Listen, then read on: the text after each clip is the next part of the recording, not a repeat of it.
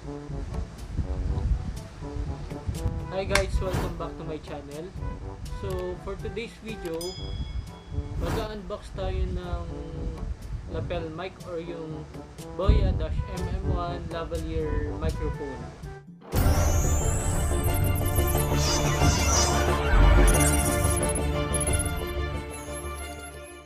So bali, chinek ko na rin yung ibang video niya sa YouTube. Maganda naman yung review niya. So kaya ito yung napili kong mic na bilhin sa Lazada. Bali, in-order ko siya last week, mga Wednesday, dumating siya ng Saturday, and nabili ko siya worth 990 pesos. So, sulit na rin. So, para makita natin guys, so kukunin ko muna yung mic. Teka, wait lang. So, yun, ito na. So, ayun guys, tara, simulan na natin. So, kukuha lang ako ng cutter. Yun. So, ingat lang kayo sa paggamit ng cutter kasi matulis siya.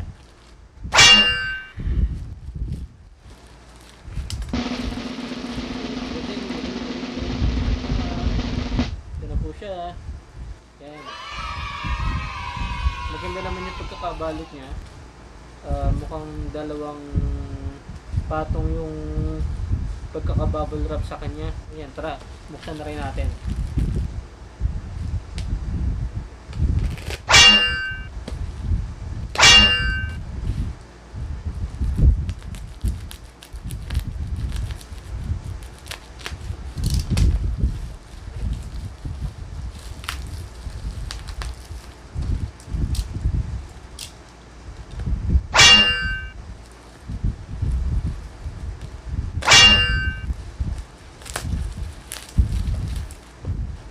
Tapos mamaya, baka daruin ko na lang dito. Pagpatakin natin mamaya. So yan. Ito yung ginagawa ko dito dati ng bata pa. Kung bubble wrap na. So itara, tapon na natin. So ayun, meron siyang konting dent sa box dito sa part na to. Siguro na yung pinang nung pagka-deliver niya. Yan. Check nyo. Para makita nyo ng mas malapitan yung pag-unbox natin.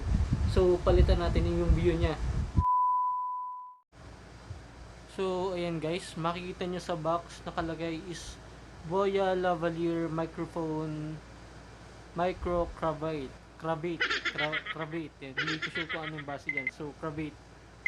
So, yung sabi sa box niya is superb sound for presentation and video recording.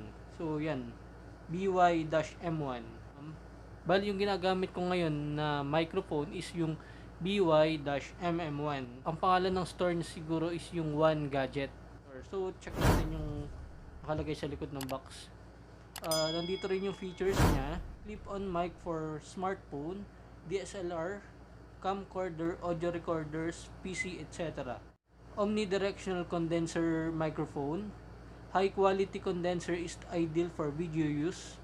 Low handling noise, including lapel clip, LR44 battery, foam windscreen 1/4 inch adapter.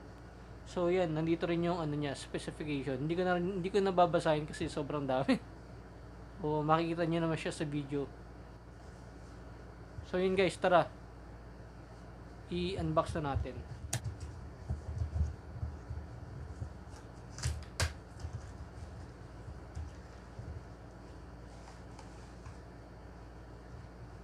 So, ito yung manual. Ayan, may kasama siyang warranty card. So, itago na lang din natin to. Yung manual niya. Ayan. So, ilagay na lang muna din natin sa tabi. So, ayan, wala nang laman. Ang next is, so, ito na siguro yung pinaka-product niya. Meron siyang leather na bag na maliit na may tatak na boya. Maganda yung bag niya kasi leather. Pwede nyo siyang gamitin kung lagay na bare, mga ganyan. So yan, tara, ilabas na natin yung mismo lapel mic.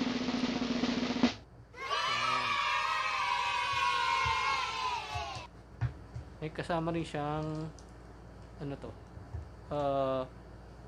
silica gel. Natin siya kailangan. So ito yung mga kasama ng microphone.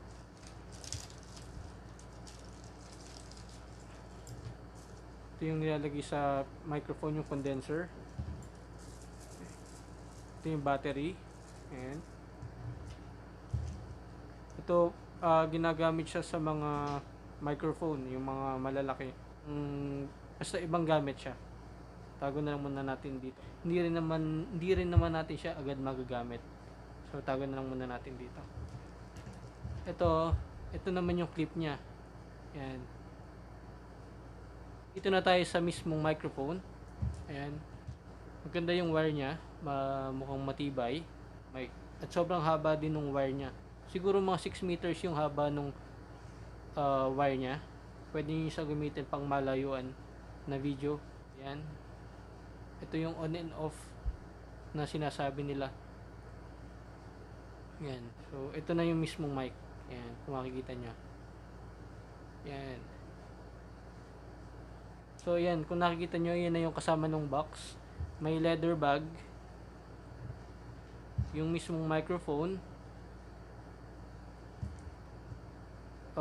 Adapter for other mic. Tapos yung battery niya. Yan. Yung foam para sa microphone. Para hindi masyadong maingay pag tumatama yung microphone sa ibang bagay. Tapos yung clip. Yan. Itong manual, tago muna natin at sa itong warranty card. So, ayan. Baguhin ko na ulit yung view ng ating camera.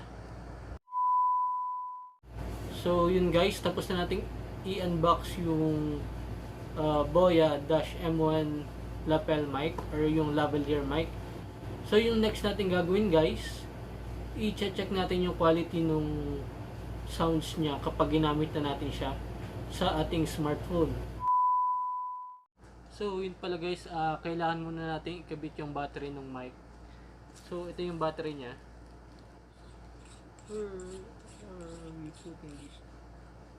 Ayan. So yan guys, dito natin ilalagay yung mismong battery niya. Ayan. So marami naman kayong mabibili ng ganitong battery in case na maubos siya. So yung 2 to 3 months daw yung battery charge nitong battery na to.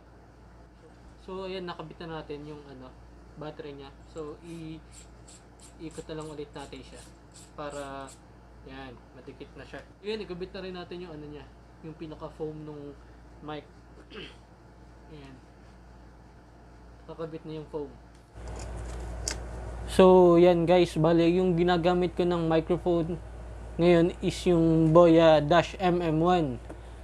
So, tingnan nyo na lang yung pinagkaiba nung sound quality nung Boya MM1 at yung Boya M1. Test mic. Hello. Tingnan natin kung ano yung pinagkaiba ng quality nung sound niya dun sa Boya MM1. Mahaba rin yung wire niya.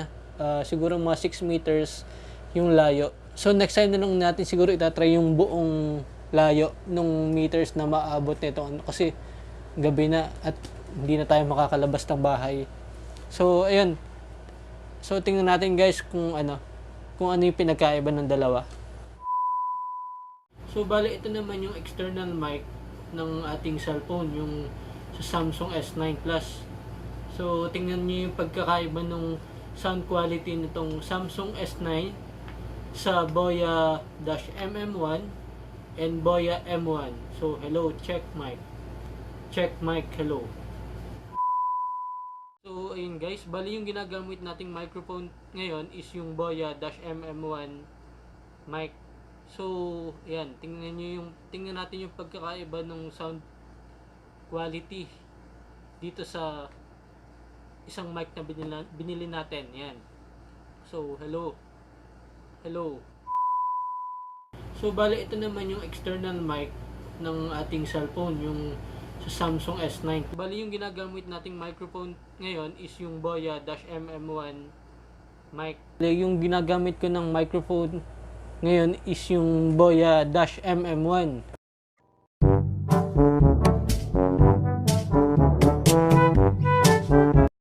So yun guys, dito ko na rin tatapusin yung ating video. Sana nagustuhan nyo yung unboxing and quick review ng ating Boya -M1 lavalier mic. Please like, comment, and subscribe sa ating channel kung nagustuhan nyo yung video.